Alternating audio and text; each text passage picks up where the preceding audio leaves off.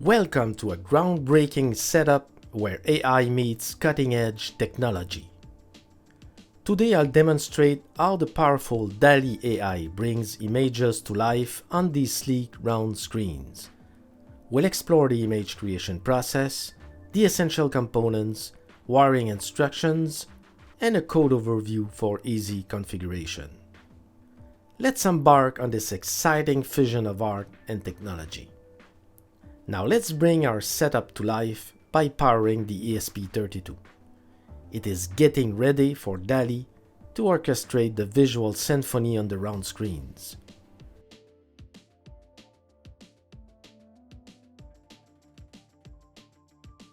To ensure we capture every moment of brilliance, this SD card module will safely store all the stunning images DALL-E generates. Now, ready for some AI magic? Let's press this button and watch DALL-E take control of these screens. You see the prompt sent to DALL-E. It's a moment of anticipation for me because I have no idea what creative masterpiece we're about to receive as I record this video. Now another different prompt is sent to DALL-E. I have 11 different prompts in the code, and each one of them will be sent to get a unique image. Every image DALL-E craft is saved onto a microSD card, because each creation comes with a small fee and is invaluable in its uniqueness. More on the cost aspect later in the video. Every time I witness DALL-E's prowess in creating these stunning images, I am left in awe of the endless possibilities AI art brings to our world. While DALL-E continues its artistic takeover of the screens, let's look at the process behind these captivating images. As a new image is about to be born, the existing images are slid to the left, creating space for the incoming artwork. The ESP32 then calls the OpenAI API with a creative prompt that DALL-E used to generate an image. The image arrives as a PNG string encoded in base 64, a kind of digital language that ensures it travels safely to its destination. Upon arrival, this encoded string is then decoded, brought to vibrant life on the screen, and preserved for posterity on the microSD card, ensuring no creative gem is ever lost. This cycle of artistic creation continues until we decide to stop it by pressing the button. Now let's do that and stop the image creation. With the Rotary Encoder at my fingertips, I can effortlessly browse forwards or backwards through the gallery of AI created art stored on the microSD card. Now let's remove the microSD card from the module and look at the images on the computer. The files are stored in an images folder. It contains all the images in PNG format generated by DALL-E. They appear small on my computer screen because the size is only 256 by 256 pixels. But this is the perfect resolution for the round screens, making each image crisp and clear. This index file is keeping track of the image IDs to properly name a new image to be stored. More on that later when we look at the code. Before showing you the wiring, let's look at the components. I have included the links to the components in the video description below. This is a simple yet crucial element, a momentary switch which acts as our command interface to start or stop the image generation. For storing my treasure trove of AI-generated art, I use a microSD card module with a 32GB microSD card, ample space for all the creative outputs generated.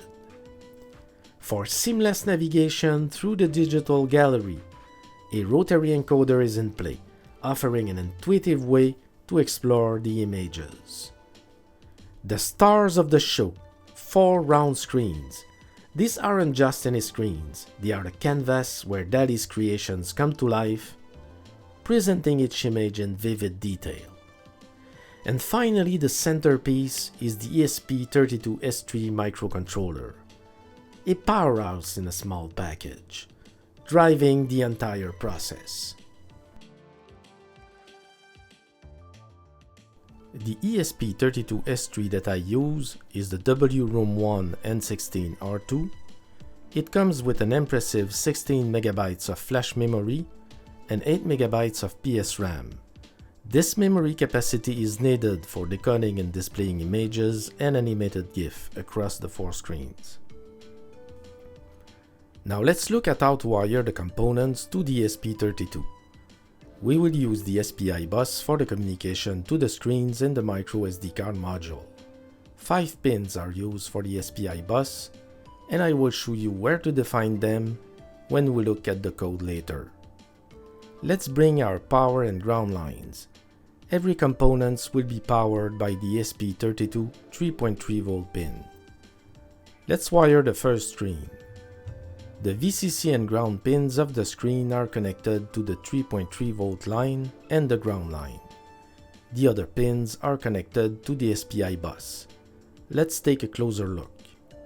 So the RST pin of the screen is connected to pin 4 on the ESP32, DC pin is connected to pin 2, SDA pin to pin 13, and SCL pin to pin 18. And we are going to see in a moment how to connect the CS pin. And the other 3 screens are connected in the exact same way.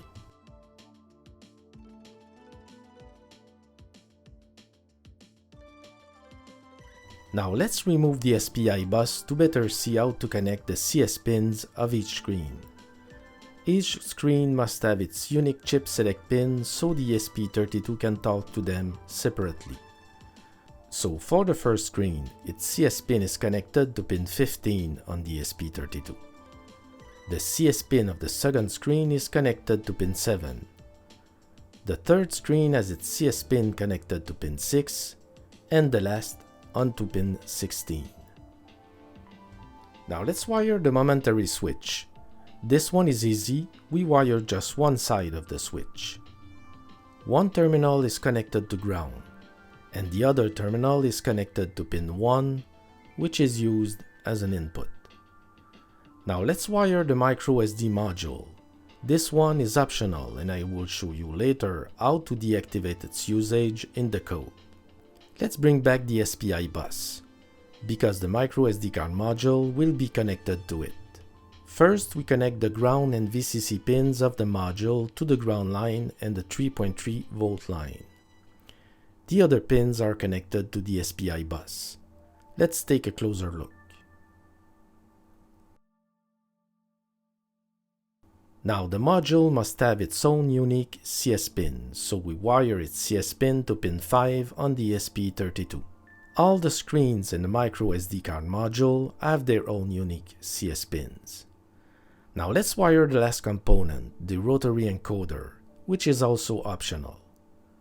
We connect the ground and VCC pins of the encoder to the ground line and the 3.3V line, and the DT and CL key pins to pins 42 and 41 respectively on the ESP32. Alright, now it's time to look at the code and how you can customize it to suit your needs. First, you go to my GitHub repository and I've put the link in the video description. Once you're there, you go to this green button, click it, and choose Download Zip. It's going to download all the files you need into your download folder. So here it is on my computer. I'm going to extract it into a new folder.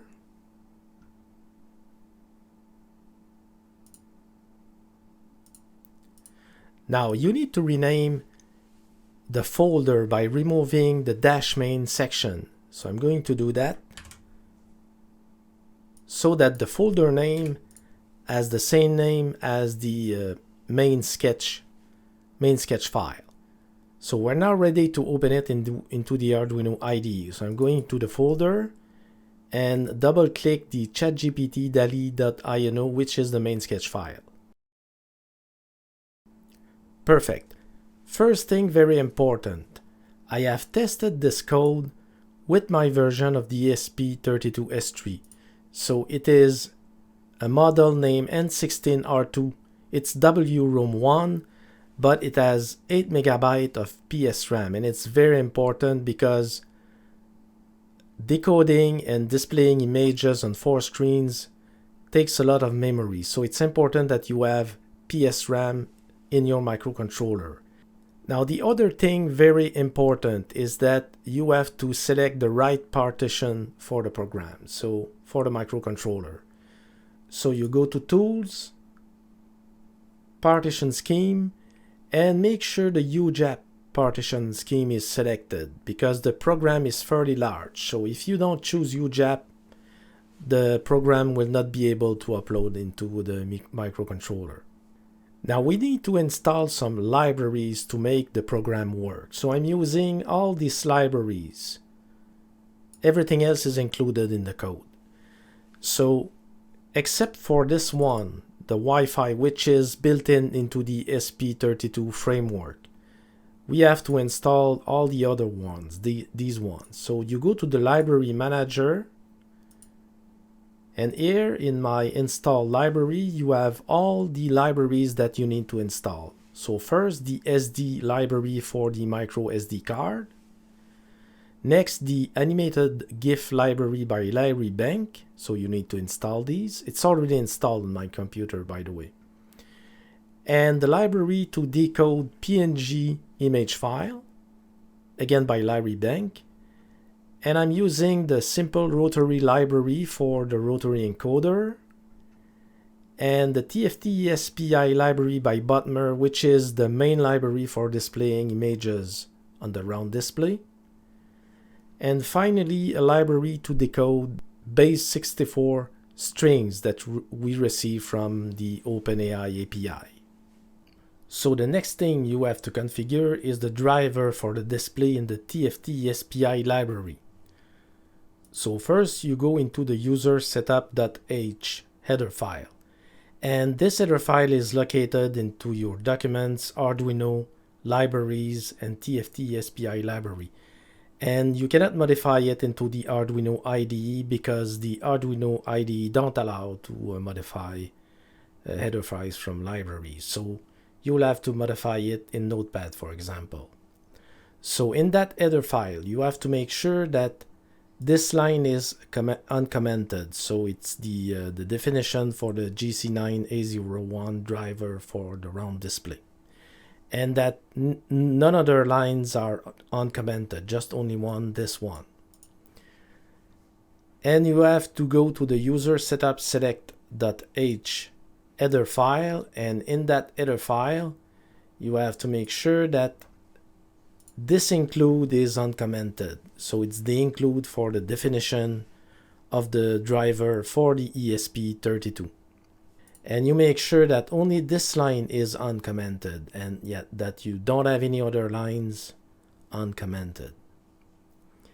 And if we go look into this file, we're going to see the pin definitions for the SPI bus. And these are the pin definitions for my configuration that I showed you in the wiring section of the video. And I strongly suggest that you use these definitions, but you can change them if you want. Make sure that this line is commented. It's the definition of the chip select pin, because I'm going to show you how to define them actually in the code. So you have to comment this line.